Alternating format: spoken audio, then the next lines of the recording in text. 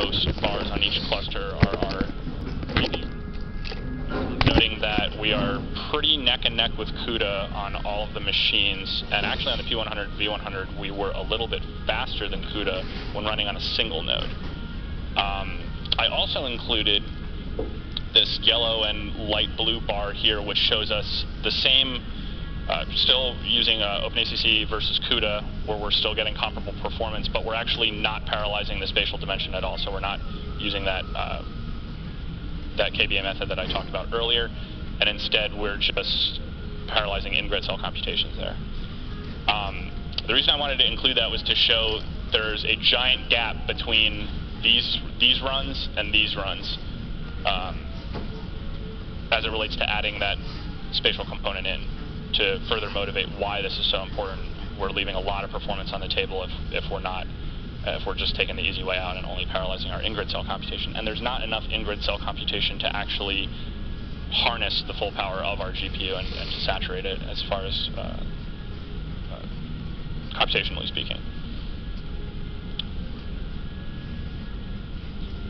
Okay, so as I mentioned earlier, I wanted to talk about an abstract representation of wavefront algorithms. So we know what a wavefront algorithm is, what it looks like, how to identify one. A performance portable proof of concept of this abstraction using OpenACC. Evaluation on multiple state-of-the-art platforms. So we saw results not just on Titan and K40 nodes, but also on P100 and V100 nodes. V100s are the GPUs that are in Summit, so that is sort of the current state-of-the-art. And a description of the limitations of existing high-level programming models. So where to go from here, I mentioned earlier, I'm already using asynchronous execution, but I would like to investigate what sort of implications using something like MPI for multi-node and multi-GPU would have. So as I mentioned earlier, we're storing for each wavefront, we're storing the results of the previous wavefront. Well, what if one grid cell being computed on one particular node needs information from a different node that's contained on a different node? What kind of overhead am I looking at there when whether I'm using halos or doing some kind of synchronization at each step? And I want to prototype this extension to sort of automate this wavefront loop transformation thing that I discussed earlier. I do actually have some preliminary results since we submitted here for the MPI portion. So as I mentioned earlier, over serial we're getting about a 66x speed up, one node, one GPU. When I scale that out to 4 nodes and 4 P100 GPUs on PSG, that number jumps up quite a bit. It's about 8.5 times faster than using a single GPU, and we were using 16 GPUs total. So there is some overhead here. This is a memory-bound application, so there is some overhead as it relates to what I suspected in regards to data transfer between nodes and dependency satisfaction between nodes. And I also ran it on the V100 nodes on PSG. The P100 and V100 nodes on the PSG cluster have the same CPU. So these speedo numbers are directly comparable, and we get a bit of a boost just from using V100 since they have more cores. And also, it's also worth noting that distributing the workload lets us examine larger spatial dimensions. So I want to also investigate using blocking for this and try to figure out how to do that while minimizing my hosted device transfer. And the reason I say that is because currently the way Minisweep is set up, if you can't explore more spatial dimension than you can fit on your GPU, within GPU memory. So we would like to not have that limitation in the code and explore how we can do that using blocking, but also not incur a huge data movement cost. And then just some general takeaways from my experience doing this. Using directives is not always magical. There's not a directive for everything, even though we would like there to be. But compilers are doing a lot for us already. Our code benefited from incremental improvement, profiling and reprofiling. So the first thing I did was I tackled the easy part, which was our in-grid cell computations. And that's sort of when I realized, hey, there's an additional layer of parallelism to be had here, albeit not trivial. And watch out for bugs and report them. I reported several. I think I reported like 3 or 4 bugs to PGI throughout this whole process. The programmer is not always wrong, although we are usually wrong.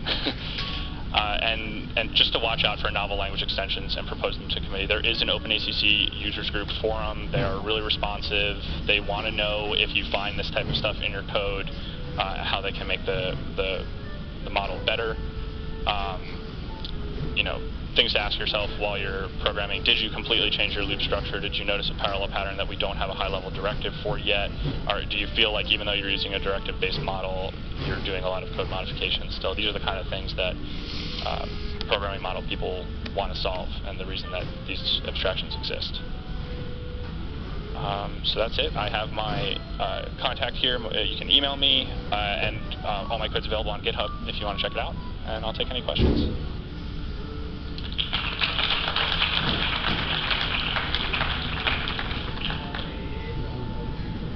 Right.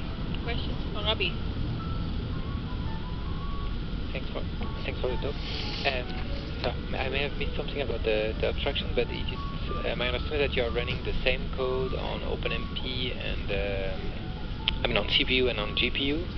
And so, do you think you really have it's completely performance portable, and you could not get better performance on CPU? Or I mean, it's contradicting with what was presented on Monday about performance portability with OpenACC. So, what's your feeling with your code? You are pretty confident that this is really. So I actually think that we have a little more performance to be had on the CPU side. And the reason I say that is because the default behavior of OpenACC when you compile for CPU target instead of a GPU target is it's going to take whatever you have marked as gang level parallelism and parallelize that. The reason that matters is because our outer layer of parallelism, the gang level, is our actual wavefront iterations, which are limited by data dependency. So in the case of using a multi-core CPU, I don't actually have enough cores that, I have enough cores that I could parallelize just my in-grid cell computations and actually probably get a better speed up, which is what, back on my results, my clicker's not working, but back on my results slide, you saw in a couple cases the OpenMP version was outperforming the multi-core OpenACC version, and that's due to the fact that it was parallelizing a different component of the code. This is another thing that I've reported to PGI because there's supposed to be a way in OpenACC to say, hey, parallelize my vector loops if I'm compiling, like based on what target architecture I'm compiling for, I want to parallelize different loop nests, portions of the loop nest, and that currently is not implemented in the PGI version. So that is something that I would really like them to do, because currently it is not the best CPU implementation. I'm confident that this is the best GPU implementation that we can do of the code, but not the best CPU implementation. But it is worth noting that it does still run on CPU and still is better than running a serial version.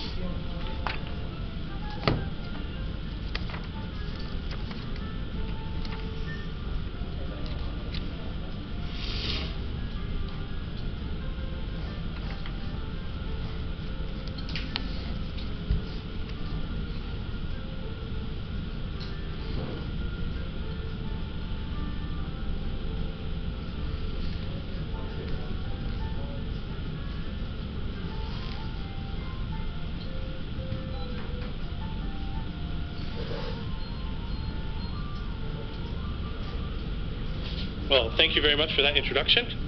Happy to be here, and it's my pleasure to start us off this late morning.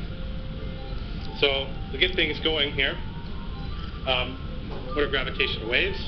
So we know in general relativity that mass will bend space-time, and if you get masses that are orbiting around each other, they will in fact emit gravitational waves. So to motivate what gravitational waves kind of look like, we're going to imagine that you have a gravitational wave passing into the screen, and you have a set of dust particles that are just floating there. And as they pass through, they will oscillate like this.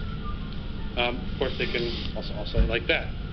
That seems pretty straightforward. What that motivates, though, is the design of an instrument. This is a very simplified view of what we actually do. So we have a laser that's split into two beams. We can measure, as the two arms change length, the difference in light between the two beams. I'm going to play this animation once more. And you can see that the light is split into two. It comes back. It is combined. And as the arms change length, you'll have deconstructive and constructive interference. And that is what we can then measure. And of course, it's not just theoretical. We've built these instruments.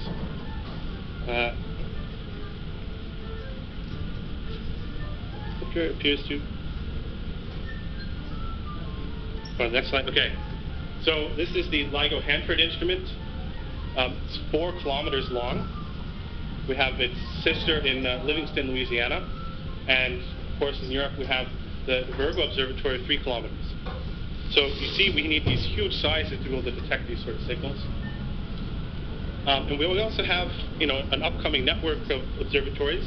So under construction is the Kagura Observatory in Japan, and being planned and will be constructed hopefully soon is another detector in LIGO in India.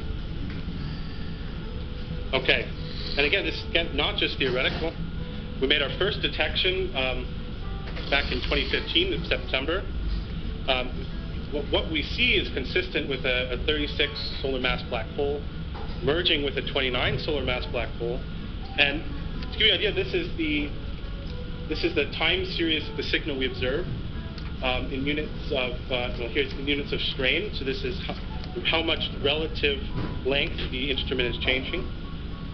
And here's the time frequency representation. You can see a couple interesting features of this that are worth noting. One is that as you progress in time, the frequency is increasing, but so is the amplitude. And so you have a couple different parts of the waveform which you can point out. This is what we typically call an in-spiral. So there's objects orbiting around each other, and then they merge together, become one object, and that object sort of rings down, which you see at the end. Now, it's not the only thing we've seen. I'm sure most people here, if you've been following the science news, know that we have also recently discovered a binary neutron star merger just back in August. And most importantly, this also coincided with the observation of a gamma ray burst at the same time. And again, you can see it's a very clear signal for us. You can see the time frequency track here. You'll notice a few differences here. It's a much longer signal than our binary black hole signals. But this one, again, we lucked out, it's extremely clear. Now, what I'm going to try to do here, I'm going to need everyone to be really quiet. We're going to actually listen to an audio of the data. Since our data is essentially just a time series, we can, of course, pipe it to speakers and see and use your own auditory equipment to try to disentangle this. And I will warn you, this is not easy. You'll expect to hear something only towards the end. Okay? And I want you guys to listen very closely and see if you can hear the signal.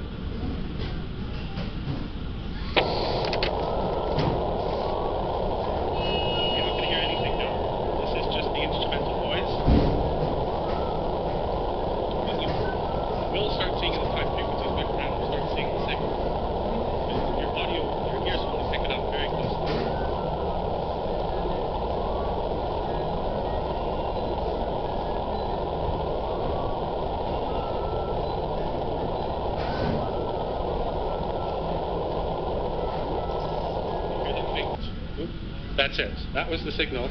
As converted, that was our real detector data converted to audio, and you can use your own ears to in fact hear it.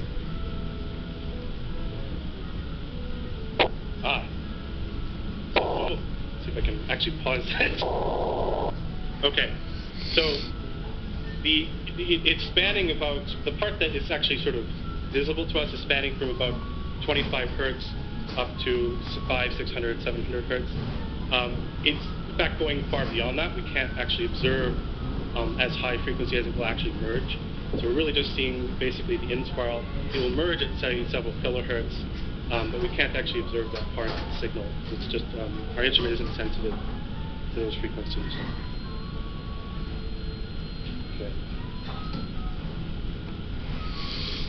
Okay, but again, the miraculous thing about this event is not that we, of course, can just see the gravitational waves, but you can also see it in light. So this is actual telescope observation, and you can see this little flash of light here. This is the electromagnetic counterpart to this merger. And here is what we think. This is an artistic sort of representation of what, if you were nearby, you might have seen, although you wouldn't have seen these little lines coming off, but some, artistic license taken. That's something like what we think would have happened. Okay, but we haven't just seen those two signals. This is what we've seen so far. So we have a number of, these are binary black hole signals. These are the gravitational waveforms that we actually see in the detector. And of course, this is the binary neutron, so it's much longer. It goes way off the page for another 50 seconds or so. But now we can go, well, these aren't the only kind of things we're looking for. I am going to focus today on compact binary mergers, but we are also looking for continuous waves from spinning neutron stars, some unmonocoherent bursts, supernova, stochastic background. But again, today I'm going to focus on compact binary mergers. So how do we look for these? Well, we have a model for what the signal looks like. You saw a couple of those in the previous slide. So we know what the signals look like. So if I tell you what, for example, a neutron star has this mass and this mass, I can tell you what the gravitational wave signal will look like up to the point which they merge. And we can use that knowledge, use a very standard technique that originates out of Doppler, which is use match filtering. You have a model of the signal, you have your detector data, and you have maybe some signal that's embedded in the noise. And then you revolve them together and weight by the detector noise, and you can calculate SNR time series. And what's nice about this is it's known to be the optimal technique if you have Gaussian noise. We'll hear in later talks that this is not necessarily the case, and some of the things we do to try to work around that. But for now, this is sort of the critical component of how we search for these kinds of signals. Now, the key thing here, though, is that we need to have a model for the signal. And importantly, we need to use a model for every type of signal we want to look for. So what we do is we create a collection of different waveforms called a bank of templates that represent any kind of system we could possibly find. And for very simplified purposes, what we currently do is we have essentially 4 parameters which describe our waveforms. There are, of course, many more, but we do not include all of the physics. We focus on the component masses of the binary. Okay, and then also the spin. So each object, of course, can rotate along its own axis, and we include that effect as well. We don't include, notably, the effect of any sort of spin off axis. So it has to be sort of aligned with the angular momentum. If it's off axis, you might be familiar that you might get some precession effects as it orbit around. We normally don't include that. Now, one thing is, for the current searches, to search sort of a very wide range of masses, so this is between 1 solar mass up to 100 solar masses and even more, is we need about 400,000 templates for the current analysis. That increases dramatically over the next few years, because this is related to how sensitive our instrument is and how fine we can tell the difference between different kinds of signals. So this will increase by order of magnitude up to the point we get to design sensitivity. Now, to give you guys an idea how this works, I'm going to give sort of a very obvious example. We have our template waveform, and it's sifting through the data. And you're going to see here, actually, the signal in the data. This is the first event binary black hole merger we saw. And of course, it's also very clear in the data just by eye. And you can see that we can use this sort of template building method to extract the signal. Now, this is not necessarily the best example, because this signal is honking loud. Some grad students and some microphones could probably sit in a room and probably detect this thing. But that's not the purpose. You're going to have signals that are, of course, much quieter, and different types of signals which are much harder to extract. For example, this is a lower mass signal. This is a signal that we detected on December 26th in 2015. It's also a binary black hole merger. And this one, I don't think you're going to be able to see in the data, but you'll be able to see it very clearly right there in the match filter. So that's why we do this. You look out once in a while, and you can actually see, you can detect these things other ways, but if you want to detect quiet signals, you want to detect as many as you're going to be able to find the principal, you need to use these sort of methods. Okay, so I can break down the basic idea into procedures. We have a model of the signal. There's a bunch of different ways for getting this. You can do post-Newtonian, analytical, and numerical relativity. We're going to have a talk later on numerical relativity and how we actually can model these signals in principle. So please look forward to that talk. For our purposes, we often use phenomenological things which are tuned to numerical relativity so that we have something that can be cheaply produced. Because one of the things you're going to hear about is it's not a trivial process to generate these numerical simulations. So we can't generate, say, an infinite number of them infinitely cheaply. Okay, so then we use a match filtering to look for signals and generate SNR time series. And then, of course, we do a number of checks. I'm not going to cover a lot of these today. I'm going to focus on match filtering because that's where the core of the computational cost is. But just to give you an idea of the things that we actually look for, we, of course, check that we see signals in multiple observatories. We check for consistency between the observatories. We check that the signal we're seeing has the right morphology of a real signal. And we look for other confounding factors. And Andy in his talk will talk about a number of things that can possibly go wrong and ways we deal with them. And, of course, we need to estimate the statistical significance. I can break what we do into sort of two regimes. We have offline detection. These are our deepest analyses. These are things we can sit around and ponder and try to do our best jobs we can. And they really take advantage of our best knowledge of the data. We also have low latency detection. This is critical if we want to be able to coordinate with astronomers and make detections like we did with this binary neutron star merger. Because we need to be able to tell astronomers where to point their telescopes. So we need to be able to detect something in seconds and then tell astronomers where to point. And that involves different problems. Offline detection, you might have surmised, but this is actually something that's extremely parallel. Each template can be analyzed on its own. If you're talking about something that you have archival data for, you can, of course, break that data up into chunks and analyze those separately. So this is what we call a really embarrassingly parallel problem. And so typically, one of our jobs is to try to map this problem to as many computing resources as we can. And we do that in a couple ways. The thing that really helps us is we use what's called a workflow management system. We use one from Pegasus, which allows us to describe the kind of work we need to do and do so in an abstract way, which we can then map to different types of resources. These are things like batch submission systems on clusters that use either HGC Condor, Slurm, PBS, similar kinds of systems. And so we can have each of those handle a particular task. The task will usually be something like analyze this segment of time and look for these kinds of signals. And each of them can do that separately, and we usually have order 10 to the 5, 10 to the 6 such tasks. And just to give you an idea of how much computing that actually requires, for the O2 analysis, we use roughly 200 million, or roughly 100 million core hours. We expect that to maybe double for our next analysis. So to give you an idea, we have a number of computing resources that we can take advantage of. We have dedicated clusters that are part of the LIGO laboratory systems. We have LHO, LLO, and CIT. We have, as part of the LIGO scientific collaboration, we have a number of other contributed clusters in yellow here. And of course, one of the things we're trying to take advantage of, and I'll talk about a bit more, is the Open Science Grid. So to maybe give you an accounting for that, to give you an idea, we have the LIGO data grid, which includes these dedicated lab clusters and the LHC clusters. That we have access to about 40,000 cores that we can make use of. Recently, we've been trying to get more computing done on the Open Science Grid. That has been about 20% of our computing usage up to this point. So most of it, as you can tell, is on our own dedicated resources. But we are shifting more and more of it to the Open Science Grid. And that is nice because it allows us to use a number of additional resources, often which are shared amongst PIs. So we have a number of resources that are available in Europe for this purpose. A lot of individual researchers have, say, resources at their own institutions, which can in fact be contributed in this way.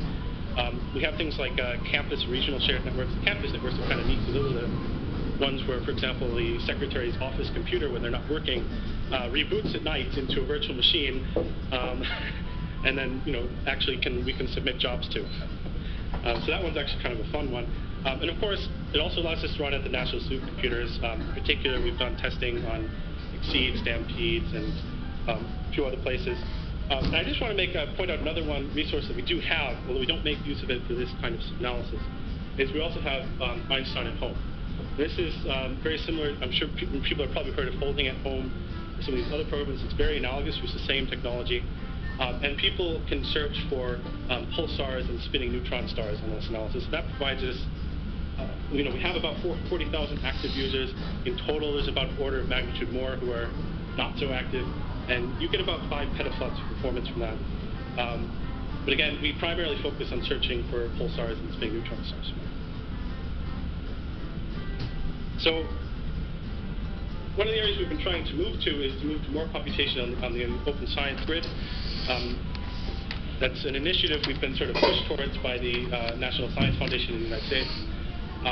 It has some advantage in that there are many clusters that participate, but each cluster essentially has its own rules for how it participates. So they may have some resources which they make available if no one else is using it. You may have a dedicated allocation that you have applied for at that university, etc. We can handle all of that. And in fact, in general, when we run, we end up running on about a dozen different clusters across the country, and in fact, across the world at this point. This is probably sounds like small potatoes for what some people are used to in computation, but our data set corresponds to 5 terabytes of data. We remember that our data is essentially an audio stream. It's an audio stream level bit rate too. It's only 16 kilohertz, so it's actually not even high quality audio.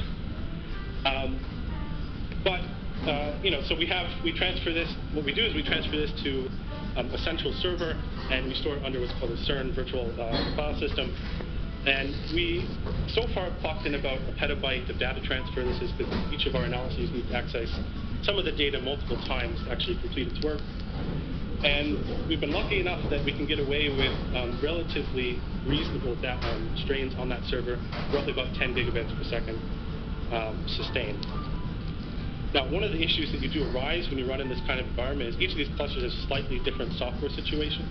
They have a different software stack. They have different hardware, very different hardware.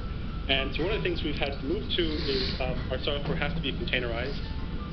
So we have 2 different ways we've done this. One is by using sort of virtual machines. And then the other that's more useful for us is actually using Docker images. So we actually produce Docker images of all of our code and source environments so that you can run in these sort of places. So what I've talked about so far is basically how do we get our stuff to run everywhere. I haven't said anything about how do we actually get it run well. So there's a couple of things to keep in mind. As I said, all the computational cost is basically in the match filtering calculation. What does that entail? It entails a couple of things. We need to generate a template waveform that we're trying to look for. We need to do a correlation, which in the frequency domain is just a complex multiplication. We need to do a fast Fourier transform, because if people know their convolution theorem, you can do convolution by a nice Fourier you can do it by a frequency multiplication and Fourier transform. So this is a very efficient way to calculate match filtering for many different time points for us. And this, in fact, ends up being the largest part of the computation is the fast Fourier transform. And so the first thing we use is, of course, we use other people's work. So we use the well-optimized FFTW library, which also allows you to optimize for the hardware you're on. And where possible, we also use the Intel math kernel library. And of course, the other things we do are things like peak finding. In general, though, the 2 areas of real concern are template generation and fast Fourier transform. And you might realize right now that an obvious thing to do would be to run this all on graphics processors. And in principle, this is a really great idea. We have been porting our code to run on CUDA. We decided to focus on CUDA largely because of the availability of hardware we had within our own LIGO data grid, which was largely NVIDIA hardware. We've also focused largely on consumer GPUs for a number of reasons. One is they're a lot cheaper. The bigger thing for us is that we don't care about double precision performance. We only care about single precision, and we don't need a lot of memory. So we just need a lot of computation in as cheap a space as possible. And of course, there's the well-supported, well-optimized library which NVIDIA provides, the CUFFT library, which is very excellent. So the kernels I just mentioned are largely ported with one exception, which is somewhat difficult. and that's the template generation. So this is the thing we actually need to be correct. This is what we expect the signal to look like. We need this to actually be able to find it in the data. Now, one of the problems is that this is a constantly evolving field. So, you know, as time goes on, people are developing new models for gravitational waves that include new and better physics. And one of the things that happens is that by the time we've implemented the GPU version, it's already out of date. And as far as we can tell, it always will be. So we've given up on that. We're not going to bother trying to implement that anymore. But we can leverage a few things we do have to our advantage. One is that when we're doing a search, we know exactly the kind of systems we're going to look for. We know that before we're going to do the analysis.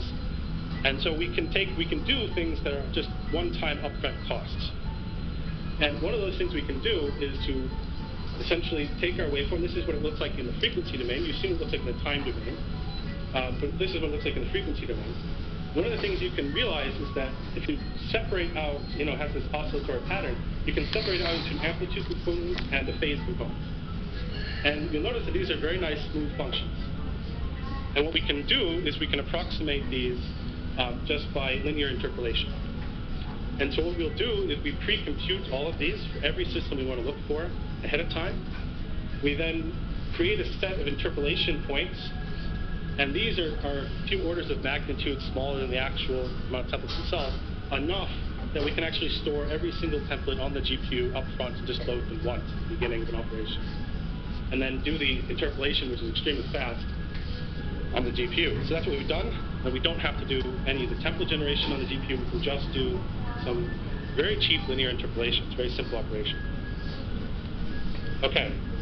So we've done some testing. The initial testing says we get about a 5 times performance improvement with relatively cheap consumer cards. We know this is not optimal. There's a couple reasons for that. One of the highest reasons is that other parts of the code are bottlenecks in the high level of parts of the code. And so we already have plans to do some reorganization of this to try to do more batch processing, reordering some tasks, but it's already going along the right route. So this is an area we're going to be looking into more and more into the future. Okay, so now I'm going to want to switch gears here. That's the offline analysis. How do we detect things in low latency? There, we can't farm out work to a dozen clusters around the world. That's not going to work. We need an answer pretty much now. And we need it for a number of reasons. We need it because we need to be able to find things like this. And these things eventually will disappear. We need to produce this sky localization. So this green area right here is what we actually sent to astronomers to try to find this event, and they were able to find it right here. So it was very useful for that. And so we need to be able to detect these signals within tens of seconds and be able to tell the astronomers where to look so they can try to find corresponding signals. And so I'm going to sort of sketch out how this works. So we have data collected at our sites. So we have a site here. And again, the one that's Livingston, of course, we have Virgo up here. This data is aggregated in Caltech. And then it is streamed to a couple places. One of them is in AEI Hanover, where I work. Also, analysis is done at UW-Madison.